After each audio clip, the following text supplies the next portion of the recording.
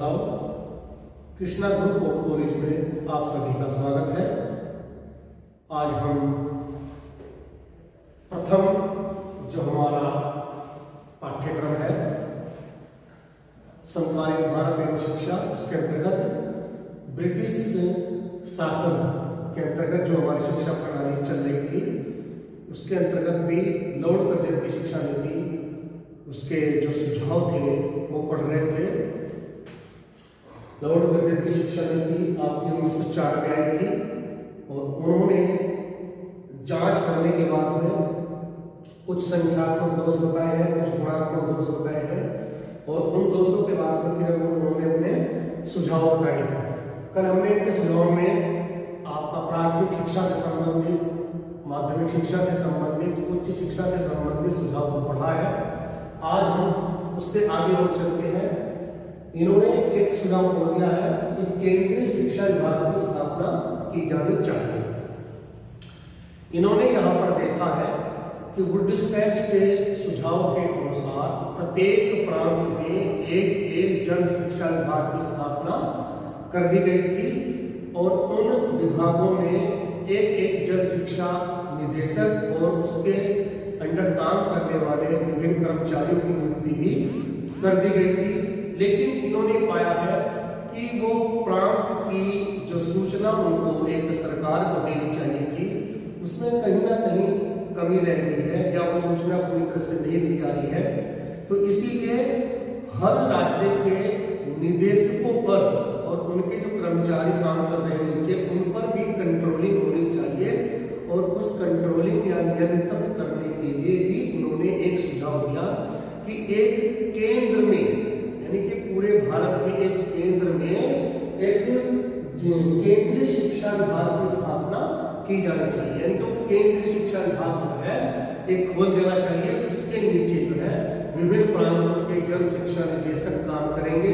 फिर वो जन शिक्षा निदेशक जो है वो अपने अपने राज्य में, जिलों में, ब्लॉक में, गांव में, फिर उस तरह से काम करके उसकी रिपोर्ट जो है तो कहाँ देंगे, वो एक केंद्रीय जन शिक्षा निदेशक की वहां पर नियुक्ति की जानी चाहिए, है ना। और उसकी नियुक्ति करने के बाद में उसके ऊपर वो सारा बोझभार सौंप देना चाहिए और उनके सुझाव को इनके मान भी लिया गया था। और उसमें जो एक HW ऑरेंज थे वो वहां पर एक केंद्रीय जन शिक्षा निदेशक के रूप में वहां पर बनाए गए हैं। यानी कि डायरेक्टर जनरल ऑफ एजुकेशन का जो पद है वो एक WH ऑरेंज को सर्वप्रथम सुशोभित करने का उनको एक श्रेय दिया जाता है। नेक्स्ट इन्होंने बताया है कि कला महाविद्यालयों के पाठ्यक्रमों में सुधार किया है। यानी कि कुछ ऐसे थे वहां पर विश्वविद्यालय जिन पर सिर्फ साहित्यिक शिक्षा दी जा रही थी, कला की शिक्षा दी जा रही थी, उनमें आर्ट ग्रुप की शिक्षा दी जा रही थी उनमें। तो दूसरी स्ट्रीम के जो बच्चे थे, आपके साइंस ग्रुप हो गया, आपका कॉमर्स ग्रुप हो गया, उनमें वहां पर कमी दिखाई दे रही थी कि वो ग्रुप जो है कहाँ जाए एजुकेशन लेने के लिए, आसपास शिक्षा के केंद्र नहीं है।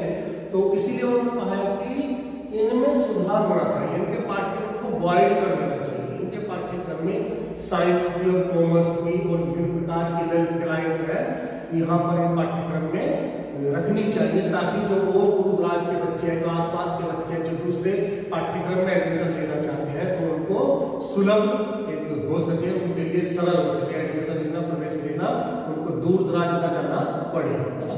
तो उसके लिए उन्होंने एक सुझाव दिया। तीसरा इन्होंने कहा है कि जो कृषि शिक्षा यहाँ पर चल रही है उसमें भी बहुत सुधार की आवश्यकता है। जो कृषि शिक्षा यहाँ पर चल रही है उसके लिए एक फॉर्मेट जो तैयार होना चाहिए था, वो फॉर्मेट तैयार यहाँ पर नहीं हो पाया है ना। तो उसके लिए उन्होंने कहा है कि प्रत्येक प्रांत में एक कृषि शिक्षा विभाग की स्थापना की जानी चाहिए। प्रत्येक प्रांत में एक कृषि विभाग की स्थापना की जानी चाहिए और प्रत्येक प्रांत में एक कृषि महाविद्यालय भी स्थापित किया जाना चाहिए। और बिहार में केंद्रीय शिक्षा अनुसंधान संस्थान की स्थापना जो है इस कृषि शिक्षा के सुधार हेतु जो है उसमें उन्होंने जो सुझाव दिया था उसके आधार पर वहां पर वो काम भी शुरू हो गया था। और बिहार में एक केंद्रीय कृषि शिक्षा अनुसंधान संस्थान वहां पर स्थापित भी कर दिया गया है। तो ये भी एक इनका सुझाव है, सरकार ने तुरंत ही मान लिया गया है। इन्होंने देखा था कि जब ये भारत एक कृषि प्रधान देश है और कृषि की शिक्षा यहाँ पर आवश्यक है, तो उस शिक्षा में जो है आवश्यक सुधार होना चाहिए, उसको उस वे में शिक्षा नहीं दी जा रही है। तो इसीलिए जो उन्होंने सुझाव दिया था उसको मानते हुए सरकार ने वो एक बिहार में केंद्रीय कृषि अनुसंधान संस्थान की स्थापना भी कर दी है और वो जो है अपना कार्य सुचारू रूप से करने लग गई है। नेक्स्ट इन्होंने कहा है कि नैतिक शिक्षा पर भी हमें बल देना चाहिए। नैतिक शिक्षा पर बल देने के लिए उन्होंने कहा कि सिर्फ किताबी ज्ञान से कुछ नहीं होगा। किताबी ज्ञान तो जरूरी है, विभिन्न प्रकार के अध्यापकों के द्वारा जो है किताबी ज्ञान देना तो जरूरी है, लेकिन विभिन्न प्रकार के जो अध्यापक हैं वो जो है अपने सच्चरित्रता से, यानी कि अपने चरित्र से, अपने हाव भाव से, अपने रहन सहन से, अपने आचार विचार से, अपनी कर्तव्य निष्ठा से, अपनी ईमानदारी से वो उसका परिचय दे, ताकि जो है बच्चों पर भी उसका प्रभाव पड़े। और जैसे महापुरुषों की जीवनियां है ना, महापुरुषों के उनके शिक्षा है, उनकी थ्योरियां है, उनके सिद्धांत हैं, उनके प्रवचन है, उनको भी वहां पर पढ़ाना चाहिए। उनको एक अनुशासन का पाठ पढ़ाना चाहिए, उनको मौलिक कर्तव्यों का पाठ पढ़ाना चाहिए, उनको कर्तव्य निष्ठा का पाठ पढ़ाना चाहिए।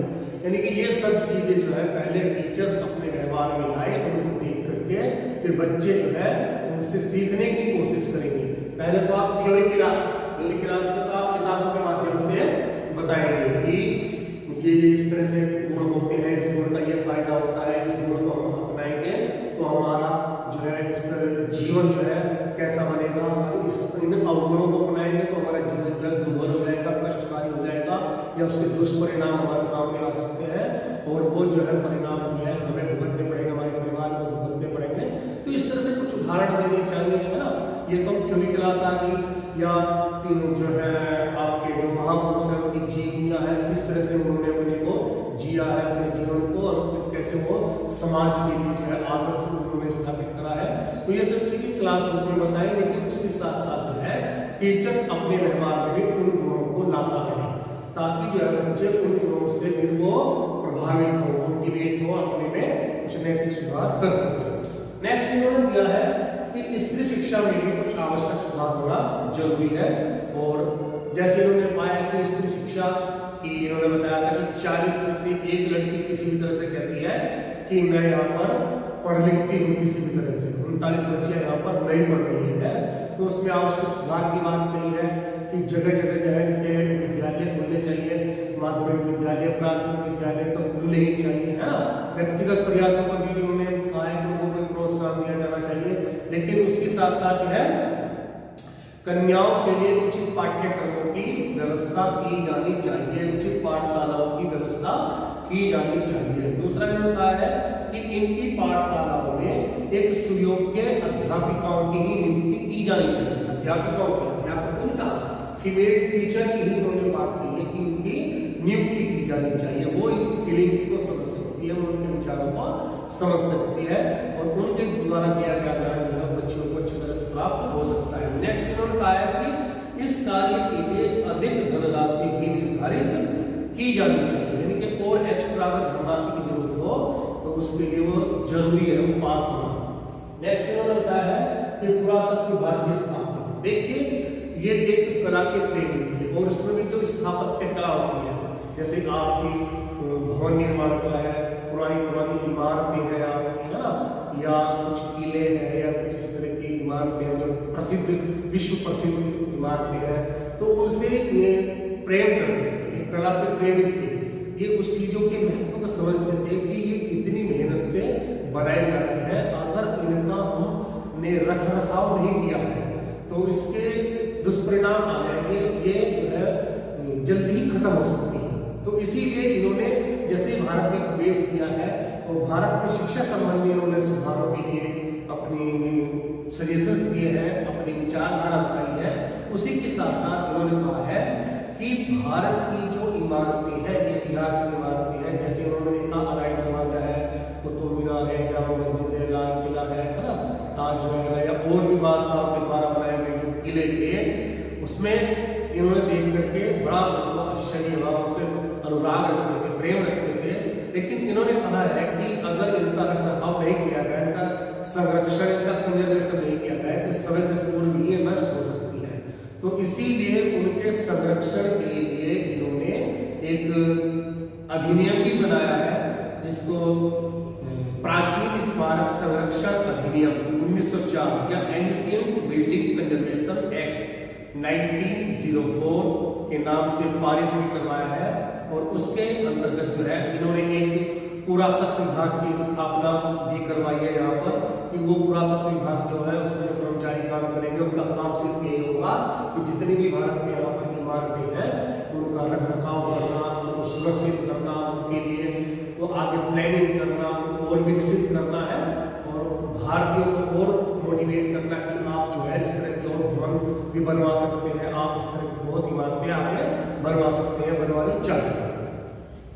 नेक्स्ट इन्होंने बताया कि विदेशों में अध्ययनरत छात्र एवं छात्रवृत्तियां, यानी कि इन्होंने बताया है कि जो प्रतिभाशाली बालक है, जो निर्धन बालक है, प्रतिभाशाली बालक है, जो यहाँ की पढ़ाई के साथ साथ में विदेशों की पढ़ाई भी करना चाहते हैं, तो यहाँ की पढ़ाई पूरी करने के बाद वो विदेश जाना चाहते हैं, तो उनके लिए एक विदेशी छात्रवृत्तियों की व्यवस्था भी की जानी चाहिए, ताकि वो उस पैसे से जो है अपनी एजुकेशन ले सके, अपनी ज्ञान की प्यास बुझा सके। तो ये भी एक इन्होंने अच्छा सुझाव दिया था और इस पर भी सरकार ने जो है उस पर मोहर लगाई है, मान्यता उसको दी है। चलिए स्टूडेंट्स, प्राथमिक शिक्षा से संबंधित सुझाव, माध्यमिक शिक्षा से संबंधित सुझाव, उच्च शिक्षा से संबंधित सुझाव ये हमने कल पढ़े थे, आगे के सुझाव आज हमने पढ़े हैं। इन्हीं के आधार पर हम इस शिक्षा नीति का एक मूल्यांकन करेंगे, इवैल्यूएशन करेंगे कि ये शिक्षा नीति जो है हमारे लिए कितनी लाभदायक रही है या कितनी ये हानिकारक रही है, या इसमें क्या गुण है, क्या दोष है ना। तो हम गुण और दोषों के आधार पर ही इसका एक निर्णय ले सकते हैं। तो सबसे पहले हम इसमें गुण देखेंगे, कौन कौन से गुण इसमें है ना। देखिए सबसे पहले क्या आता है कि इन्होंने सबसे पहले तो भारत की जो शिक्षा नीति यहाँ पर चल रही थी, आज से 40-50 वर्षों पूर्व तक की जो शिक्षा नीति यहाँ की चल रही थी, लॉर्ड मैकाले की, बुद्धिस्ट बेच की, हंटर कमीशन की, उनके द्वारा दिए गए सुझाव के आधार पर जो शिक्षा चल रही थी, उसके इन्होंने वास्तविक स्थिति जो है समाज के सामने रखी है, उसकी वास्तविक स्थिति कि क्या उसमें संख्यात्मक दोष है, क्या उसमें गुणात्मक दोष है ना। ये सब चीजें बता करके इन्होंने एक वास्तविक स्थिति बताई है शिक्षा की। दूसरा इन्होंने कहा है कि प्राथमिक शिक्षा के बारे में जो सुझाव दिए हैं कि प्राथमिक स्कूल जो है उनकी कमी है, यहाँ पर उनमें वृद्धि होनी चाहिए, और जितने भी स्कूल यहाँ पर है तो वो किस स्थिति में है, उनके भवन कैसे है, वहाँ पर पाठ्यक्रम कैसा है, टीचर जो है वो क्वालिफाइड नहीं है या ट्रेन है, वहाँ पर जो है उनकी जो विधियाँ है वो सही नहीं है, और उनमें फिर सुधार करने की बात इन्होंने की है। तो ये भी एक अच्छी बात है। ऐसे में माध्यमिक शिक्षा की बात आती है, माध्यमिक शिक्षा में भी यहाँ पर कमी दिखाई दी है, तो माध्यमिक विद्यालय भी यहाँ पर निरंतर जो है वो खुलने चाहिए, खोलने शुरू भी करती है फिर वहाँ पर सरकार ने, और उनमें जो एक साज सज्जा का सामान होना चाहिए वो भी वहाँ पर कमी है, भवन जो है भवन पर्याप्त नहीं है, या उनमें प्रयोगशाला नहीं है, या उनमें आपका लाइब्रेरी नहीं है, या बच्चों का जो प्रवेश प्रक्रिया वो सही नहीं है ना। ये सब चीज़ों को उन्होंने काउंट की है, तो उनमें आवश्यक सुधार की बात की है। फिर ऐसे ही आपने फिर उच्च शिक्षा के बारे में भी उन्होंने बात कही है, उनके उन्नयन उनके प्रसार प्रचार के लिए सही बात जो बताई है। तो और पाठ्यक्रम जो आपके माध्यमिक स्कूल है, जो उच्च विद्यालय है, उच्च शिक्षा के डिग्री कॉलेज है, उनको मान्यता देने के कठोर नियम यानी कि मानकों जो पूरा करते हैं वही यहाँ पर विद्यालय खुलने चाहिए। उससे एक शिक्षा की जो गुणवत्ता थी वो स्थिर रह सकती थी, उसका स्थिर का मतलब और भी ज्यादा विकास कर सकती थी। उसके लिए इन्होंने कहा था कि बच्चे भी यहाँ एडमिशन लेंगे, जाने जाने यहाँ साफ करोगे, पढ़ेंगे और क्वालिटी मेंटेन भी होगी। जब मानकों के जो नियम है वो कठोर हो जाएंगे, यानी कि रिश्वतखोरी नहीं होगी। और उसके साथ साथ में हम देखते हैं कि जन शिक्षा विभागों की पूरी जानकारी उनको नहीं की है शिक्षा की, तो उसके ऊपर केंद्रीय शिक्षा निदेशक या केंद्रीय शिक्षा विभाग की स्थापना की बात की, ये अच्छी बात है, वो उन पर कंट्रोलिंग करेंगे तो शिक्षा जो है उसकी एक वास्तविक स्थिति पता लग जाएगी, समाज में किस तरह की शिक्षा चल अलग पाठ्यक्रमों में सुधार की बात की है, ये भी एक अच्छी बात की है ना। कृषि शिक्षा में सुधार की बात की है। जो भारत एक कृषि प्रधान देश है, उनका जो ज्यादातर व्यवसाय कृषि से संबंधित है, तो उस कृषि शिक्षा की जानकारी बच्चों को ज्यादा से ज्यादा दी जानी चाहिए। उनको आधुनिक शिक्षा दी जानी चाहिए, उनके लिए महाविद्यालय खोलना चाहिए, है डिग्री कॉलेज खोलना चाहिए उच्च शिक्षा के लिए, ताकि वो उसमें अपना एक रिसर्च वर्क भी कर सके, उसमें खोज भी कर सके आगे। नैतिक शिक्षा की बात करिए, नैतिक शिक्षा तो जरूरी है, हर विद्यार्थी के लिए नैतिक होना जरूरी है, चाहे वो प्राइमरी स्तर का हो, चाहे माध्यमिक स्तर का हो, चाहे उच्च स्तर का हो, चाहे प्रोफेशनल स्कूलों में बच्चे पढ़ते हो। लेकिन अगर नैतिक गुण उनके अंदर नहीं है तो सारी शिक्षा बेकार रह जाती है, वो फिजूल खर्ची में सारा पैसा चला जाता है, समय बर्बाद हो जाता है। तो नैतिक शिक्षा पर बल देने की अच्छी बात है, ये भी हम उसका गुण मान सकते हैं। स्त्री शिक्षा पर भी बात अच्छी बात कही है उन्होंने। स्त्री शिक्षा के पहले वास्तविक स्थिति बताई है, फिर उसमें आवश्यक सुधार के सुझाव दिए हैं कि ये इसमें सुधार होना चाहिए। नेक्स्ट उन्होंने पुरातत्व विभाग की स्थापना की बात की है, ये भी एक अच्छी बात थी कि जितनी भी यहाँ पर बादशाहों ने, शासकों ने यहाँ पर इमारतें बनवाई थी, अगर उनका कंजर्वेशन नहीं किया जाएगा तो वो समय से पूर्व ही नष्ट हो जाएंगे, खत्म हो जाएंगे। तो उनका रखरखाव जरूरी है, उनकी जांच पड़ताल जरूरी है, उनका मेंटेनेंस जरूरी है। और उसके लिए उन्होंने एक एक्ट भी बनवा दिया कि जो इस एक्ट का उल्लंघन करेगा, यानी कि इन इमारतों को जो संरक्षित नहीं करेगा, अगर हानि पहुंचाने की कोशिश करेगा तो उसके ऊपर जुर्माना होगा, उसको कैद भी हो सकती है। तो ये एक अच्छी बात बताई उन्होंने। यानी विदेशों में अध्ययनरत छात्रों के लिए छात्रवृत्तियां, ये भी एक अच्छी बात थी कि हमारे जो बच्चे विदेशों में पढ़ना चाहते हैं, अपने ज्ञान की पिपासा बुझाना चाहते हैं, वो एक विशेष छात्रवृत्ति के ऊपर जो है या उस आधार पर वो एडमिशन ले सकते थे और वहां पर उनकी ज्ञान जो उनको मिल सकता था। नेक्स्ट इसमें आता है दोष। दोष क्या क्या हो सकते हैं? दोष हम कह सकते हैं कि एक तो इन्होंने विद्वानों ने जब बताया, वैसे तो सही बात थी कि मान्यता प्राप्ति के लिए कठोर नियम होने चाहिए, लेकिन इन्होंने उसमें भी पक्षपात कर दिया है। जो यहाँ पर अपने व्यक्तिगत प्रयासों से विद्यालय खोलना चाहते हैं, समाज सुधारक व्यक्ति, धनी व्यक्ति, तो वहां पर इन्होंने कठोर नियम कर दिए हैं। जो अपने राज्य के प्रयास से खोल रहे हैं उसमें इन्होंने सरल नियम करते हैं, तो वहां पर भी पक्षपात करने की इन्होंने कोशिश की है। तो इससे जो है माध्यमिक शिक्षा में जो है प्रचार प्रसार की कमी आई है, उच्च शिक्षा में प्रचार प्रसार की कमी आई है। अब एक चीज जैसे बता दिया है कि केंद्रीय शिक्षा विभाग की स्थापना, केंद्रीय शिक्षा विभाग की स्थापना का मतलब ये था कि जितने भी जन शिक्षा विभाग थे वो अपनी रिपोर्ट वहां पर देंगे, लेकिन फिर वही वहां पर लाल फीताशाही की बात आ जाती है वहां पर, या एक अंकुश की बात आ जाती है, सरकारी अंकुश, क्योंकि सरकारी अंकुश वहां पर ज्यादा शुरू होना हो गया वहां पर। तो ये इसका दोष हम मान सकते हैं। और क्या है, और इसके जो आपके विश्वविद्यालय अधिनियम 1904 से जो विश्वविद्यालय की स्वायत्तता में कमी आई है, यानी कि विश्वविद्यालयों में जो एक ऑटोनोमस स्वायत्तता होती थी उसमें कुछ कमी आई है। वो अपने निर्णय ले सकते हैं, वो अपने अनुसार जो पाठ्यक्रम ऑर्गेनाइज नहीं कर सकते, वो अपने अनुसार टीचर्स को अपॉइंट नहीं कर सकते थे।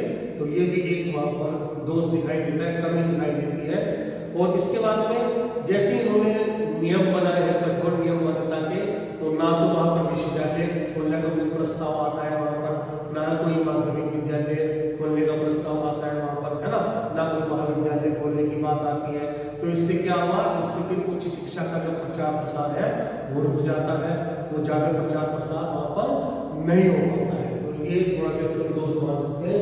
लेकिन अगर दोषों की हम बात करें तो दोष थोड़े दिखाई दे रहे हैं, लेकिन इनकी एजुकेशन पॉलिसी में हमें जो है गुण ज्यादा दिखाई दे रहे हैं। तो इसके आधार पर हम कह सकते हैं कि लॉर्ड कर्जन की जो शिक्षा नीति है हमारी भारतीय शिक्षा नीति में एक अच्छा स्थान रखती है, महत्वपूर्ण स्थान वो रखती है। और उसने आने वाली शिक्षा के लिए एक संबल का काम किया है, एक अवलंबन का काम किया है, उसने एक आधार का काम किया है, और उसने एजुकेशन की जो भवन बनना था आगे के लिए उसके नींव का पत्थर का काम किया है उसने। तो हमारी भारतीय इतिहास में एजुकेशन पॉलिसी के अंतर्गत जो है लॉर्ड कर्जन की जो शिक्षा नीति है वो एक बहुत ही महत्वपूर्ण साबित हुई, उपयोगिता साबित हुई उसकी। और उसके जो टिप्स थे, उसके जो तथ्य थे, उसको सुझाव को ज्यादातर सरकार ने माना है, और उनको मानते हुए आगे जो है सरकार ने आगे जो अपनी शिक्षा प्रणाली थी उसको लागू किया है। और उसके बहुत दीर्घकालीन तक इसके प्रभाव भी रहे हैं। इनके जो सुझाव थे आगे जैसे हमारी 1947 में भारत आजाद होता है उसमें विभिन्न प्रकार के आयोग है, मीटिंग्स हुई है ना, समितियां हुई है, तो उन्होंने भी इनके सुझाव को थोड़ा बहुत मानने की कोशिश की है, उस सुझाव को आगे लेकर के वो चले गए। ठीक है स्टूडेंट्स।